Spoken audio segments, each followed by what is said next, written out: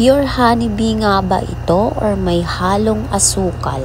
Itatry natin yan, itetest natin. Paano malaman? Let's see. So, paano ba malaman kung pure ang honeybee mo?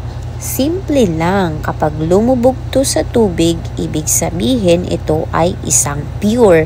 Pero kapag lumutang to, ibig sabihin may halo tong asukal. So, titingnan natin gamit itong water na nilagay natin. Maglagay lang tayo ng isang kutsaritang honeybee at titingnan natin kung talaga bang pure itong nabili kong honeybee.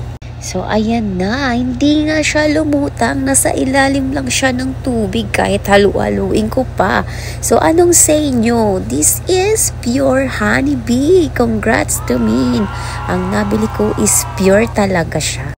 So kung gusto nyo ng trusted, pure talaga yung honey na gusto nyong bilhin, ito ang bibilhin mo. 1 liter na yan, napakamura lang yan. Nilagay ko na yung link dito sa basket para hindi nyo nakanapin. Pagkakita ko kasi na pure honeybee, binili ko na kaagad. Nandyan lang yung link.